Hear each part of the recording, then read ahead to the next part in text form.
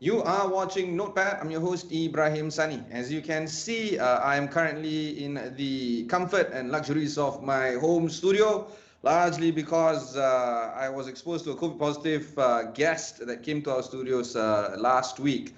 So currently observing the 14-day quarantine and doing work from home. This is, of course, the hallmark of 2020. A lot of us are working from home as well as studying from home, which brings about the most interesting of topics in our Yayasan Peneraju Talk series, where we bring about quality of education for all, taking from brick to click. So joining me in this particular episode, we have two highly illustrious guests. One of them is, of course, the ever-famous Cikgu Samuel Azayah, the top 10 finalist of the Global Teacher Prize for this year 2020, and of course a teacher at SK Runcang Muazzam Shah Pahang.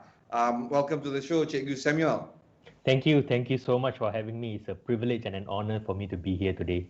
Yes, thank you, Cikgu. Also joining us is Hawati Abdul Hamid, the Senior Research Associate at Khazanah Research Institute.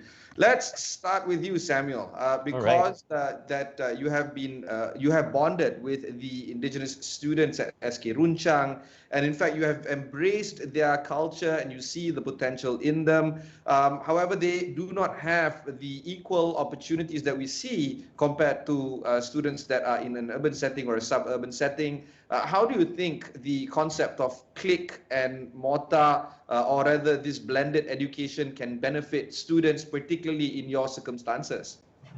Well, first of all, I think the COVID-19 pandemic has made us realize that inequality and inequity in education has been happening for a long time, and unfortunately, focusing on this pandemic alone, education has now become something that is a privilege for a certain group of people instead uh, of it being free for all. And this is what we need to avoid.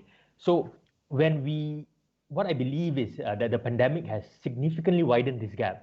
And this gap, this digital divide between urban areas and non-urban areas have already existed before this, but it has significantly widened. So I think that the solutions for indigenous communities, whether we are talking about digital learning or not, is not something that is fixed. Each community, my community, for example, we have different needs of its own. Another community, maybe in Sabah, Sarawak, they have a very different need altogether. So I believe whatever solution and whatever intervention that is planned for these underprivileged communities must put context at the center of it. It must be contextual. And how do we come up with interventions that are based on context? I believe we need to start defining the problem. We need to be designing focused interventions. We need to be pursuing active collaboration with the community that suits their specific needs. Theoretically, being as a teacher, personally, I think that learning online is actually something that is great, because learning can happen anywhere, and it's in fact a dream for many teachers. You don't really necessarily need to go to school. However, even if infrastructure in schools like mine have improved throughout the years, this includes gadgets, accessibility, and connectivity, things have very much remained the same at their homes.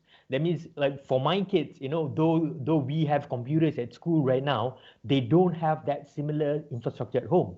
So there is a lack of conducive environment at home. So I believe that this pandemic has caught us off guard, and nobody was really prepared for this. So I think this concept of blended learning from bricks to clicks, it's something that has to be contextual based on the context that we are focusing on. So that's the thing about making something at scale. Right. When you have to hyper customize a delivery system, in this case education, I don't know whether it is feasible for everyone to do. And considering that Malaysia is at different starting points depending on where you are in the country, it's very hard for you to roll out a solution that is highly productive for the students.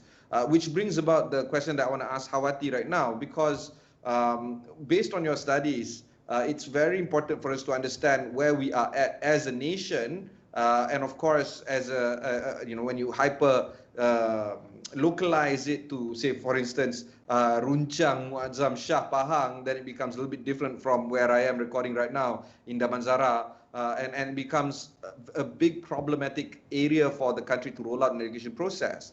So because of the advent of the click and mortar, Hawati, it has brought about changes into how we deliver our education system. My question to you is, what exactly are these changes, and how do we roll it out to people like Cikgu Samuel out there, who is at the frontier and delivering this kind of education system to the public?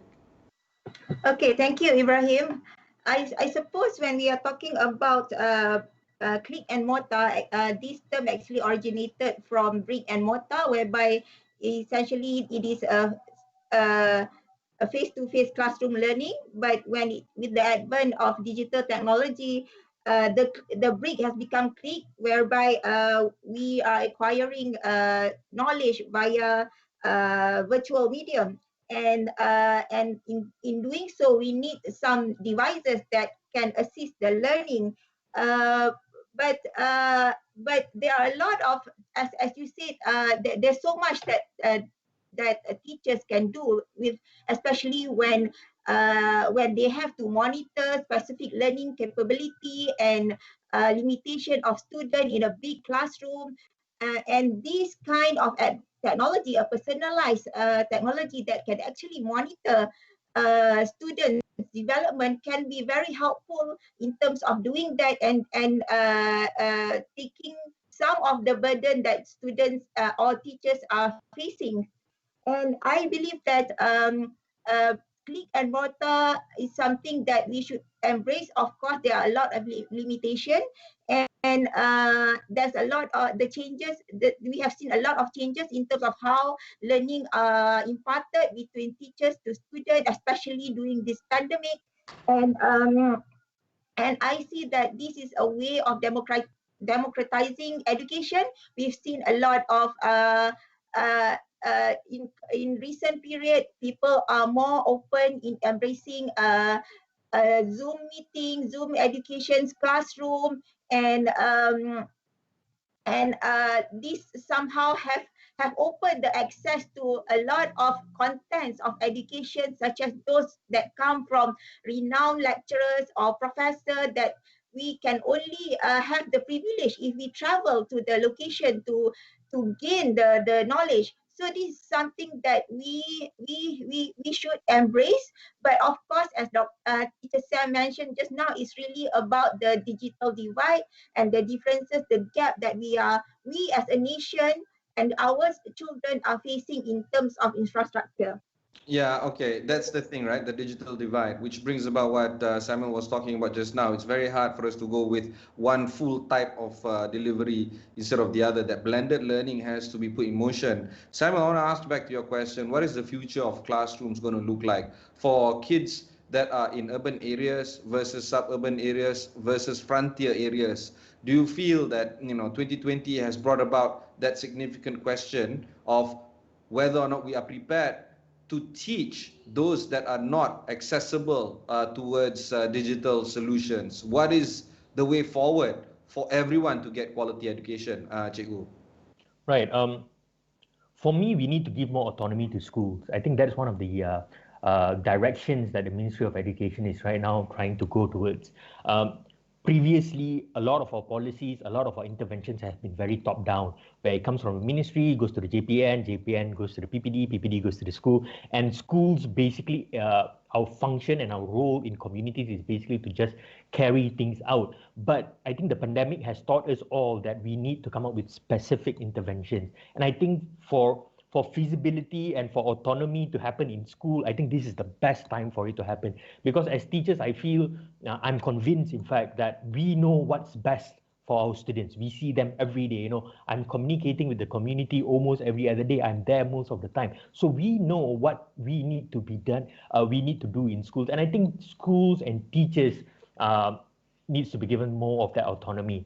To your question about how the future of classrooms or future of education is going to be like, I think when we speak about clicks to bricks and all that, in fundamentally, I believe we still cannot replace teachers in face-to-face interaction as of yet. I think this is even not happening in technologically savvy countries as well. Because as teachers, I think what we do is more than just the delivery of content. It's more than just delivering a syllabus. We connect with our students. We create a relationship of trust with them. And for most students, they actually spend more time with the teachers at school and their friends at school rather than with their parents. So we have this relationship going on with them for years. And I think attempting to do this through a screen has been extremely challenging. But on top of that, I believe that e-learning or digital learning that has also brought forth different challenges that we have never seen before. Mental health issues, for example, not just for the students but as for the teachers as well. But on a very positive note, I think when it comes to digital learning, based on what our previous speaker said, we are actually getting much better at this. I've seen teachers this past whole year that they have actually pushed themselves to innovate, to overcome, to connect with people from abroad, to get lecturers from abroad, to do webinars after webinars. And I see that digital learning is going to be a big part of the future. But in the future, I think there's still going to be some blended thing happening, but it's going to be more digitalized. No, But I I think, understand. but I think the It balance has is to be very blended crucial. education. It has to involve teachers. Right. We are talking about children at K-12 education where they need adult guidance. There's a story here I want to share with you. I'm currently pursuing my chartered accountant studies, and I've been doing this for the past 12 years. Right. And so 12 years, Right. not graduating is problematic for me, and because that innate, interesting, that internal motivation to get it completed is not there. Life happens. I have my own kids. There's a job. My Right, wife is right. doing her masters. There's always all this stuff in between. But because of this pandemic, I am doing this, with full dedication, and it brings about that very interesting feeling. I'm an adult. I can Right. motivate myself. I can Right, set right. myself my own schedule, and I can keep to it. But that's not necessarily something that my children can do. I And agree because with you, of and that, I myself, I'm suffering with this as well. I'm currently doing my master's. I'm supposed to be in the United States actually, and I'm doing this semester online, and I'm struggling, to just stare at the screen for 3 hours every day, and it's not as easy as it is. And if you're putting it into the perspective of the children, and they're sitting in front of the screens with 7, 8 subjects every week, that is tough, man. That's really, uh, really a hard thing to do. all right, all right. We'll go for a short break. When we come back, we'll continue our conversation with Hawati and Samuel. We'll be right back.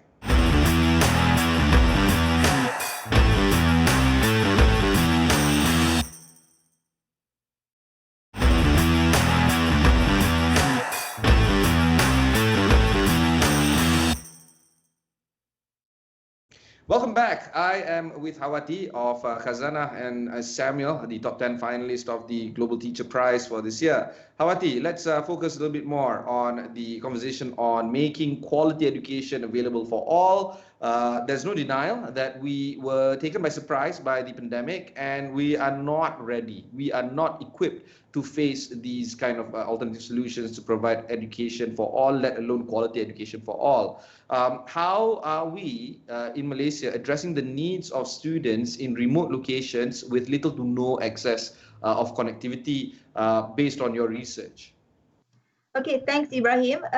Yes, that's true.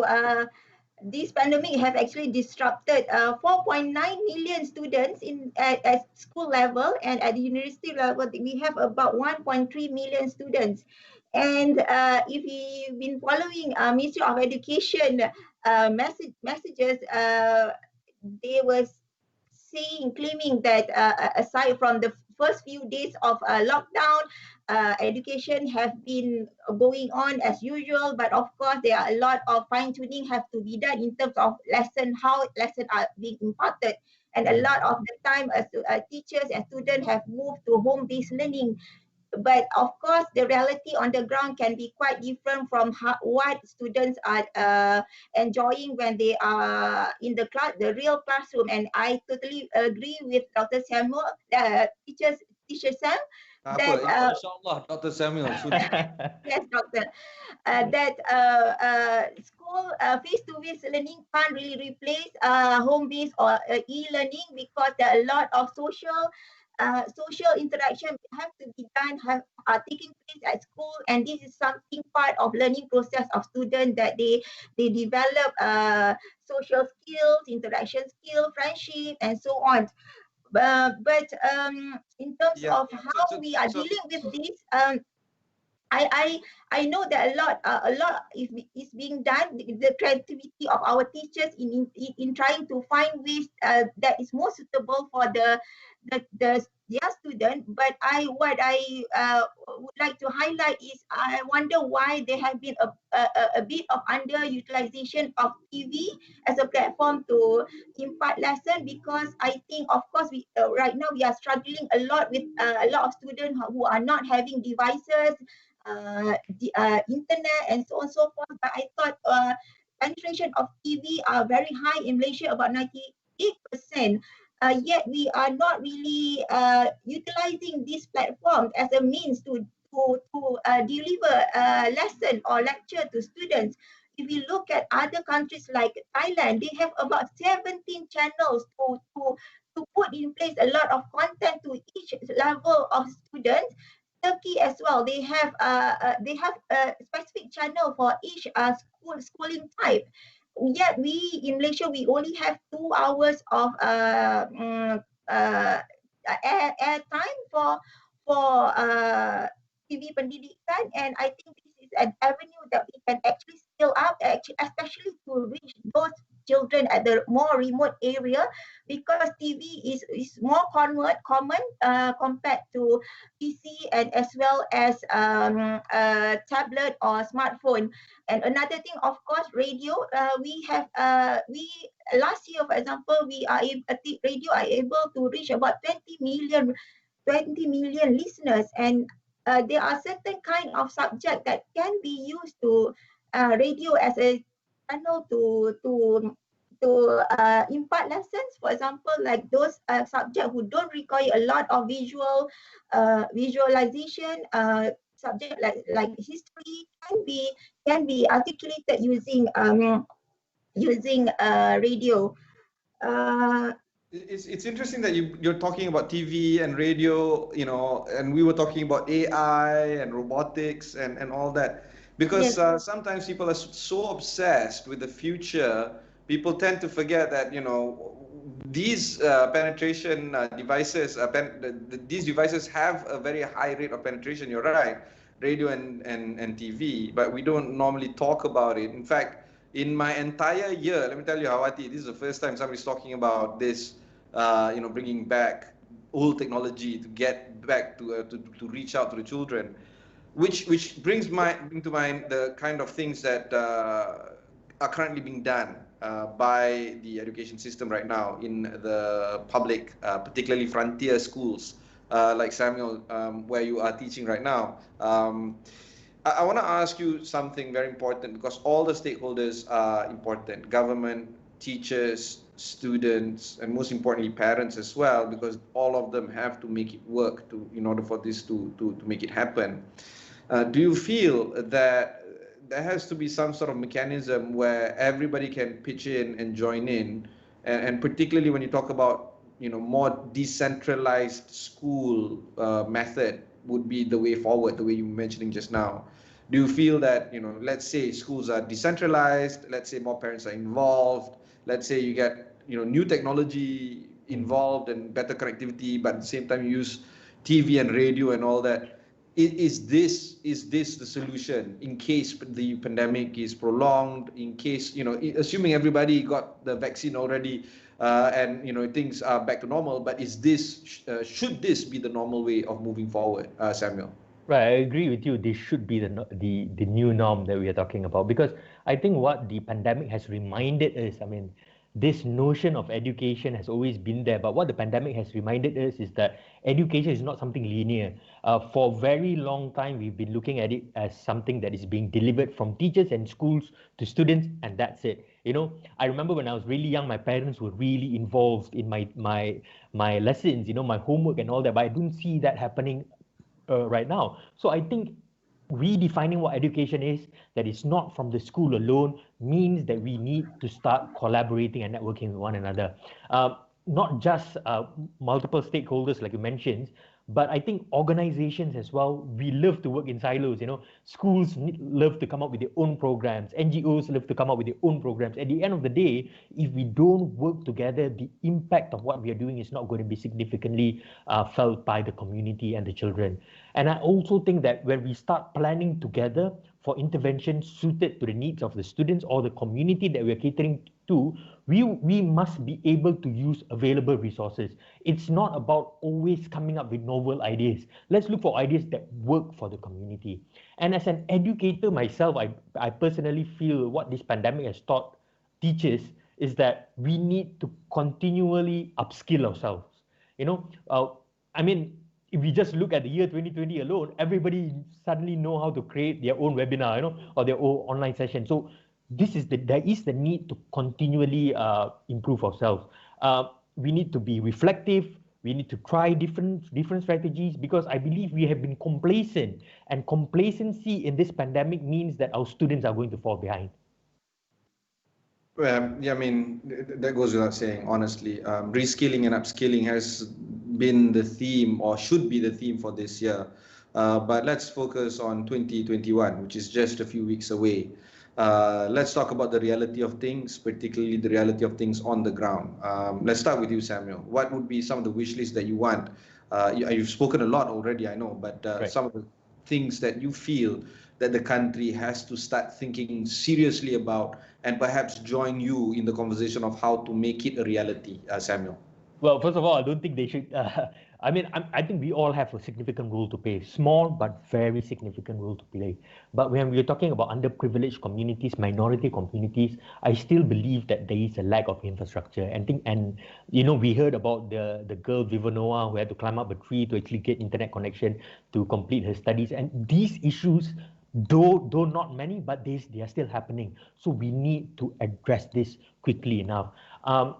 If we are, some people might say, we just need to come up with like handoffs or one-off payments to communities to help them out. But I don't think it should be that way. If it was that easy, I think the government would have done it already, But I think the coming up with the marginal analysis of making an informed decision could be time-consuming. But for 2021, I think the thing that we need to be focusing on is getting equal infrastructure for these communities.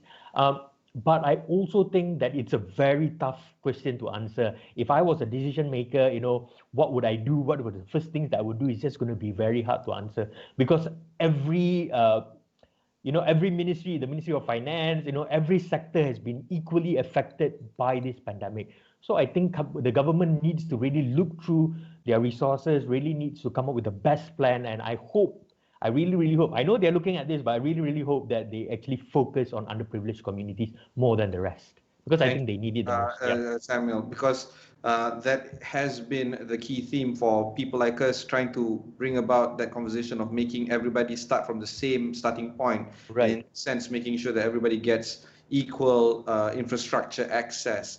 Hawati, what about you? What would be some of the things that you are thinking about for 2021? Particularly when it comes to bringing quality education throughout the entire country? Okay, in my view, government responses to pandemic, especially in the education space, it has been quite reactive in a sense, and adopting quite a wait and see approaches. I hope that in 2021 they can be more upfront in terms of what they want to do, because as somehow while they are trying to say that learning continuing as usual, but the reality is a lot of direct interaction between student and teachers are not happening because of limitation of our infrastructure and so on. And a lot of the time it's just teachers, they have to resort to just giving homework, and while expecting student and parents to do all this lesson at home. I hope that Education Ministry will have a more strategic and robust strategy to actually roll out a better plan. First is in terms of strengthening the imparting lesson. Secondly is also in terms of strengthening our approach in facing this type of crisis way much in the future. Right. Thanks, Hawati. Thank you again, Samuel, for joining us. That was Hawati Abdul Hamid, the Senior Research Associate at Khazanah Research Institute. And you just heard just now earlier, Cikgu Samuel Isaiah, the top 10 finalist of the Global Teacher Prize for 2020. And of course, a teacher at SK Runcang, Muazzam Shah Pahang. Thank you for joining us for this episode. If you've missed any part of this episode, just head on to astroawani.com, look for Notepad over there. You can view these kind of episodes on your devices, and of course your mobile devices. Just download the Astro AWANI app. But for now, thanks very much for watching and stay safe, everyone. And again, if you've missed any part of this, I urge you to look also for the Yayasan Peneraju Talk series. We've covered these and all the other topics similar to this extensively over the past few weeks. So it's perhaps it's a good time for us to recapitulate some of the ideas that we've talked about and perhaps bring forward a more cohesive strategy for next year. Till then, thanks very much for watching and goodbye.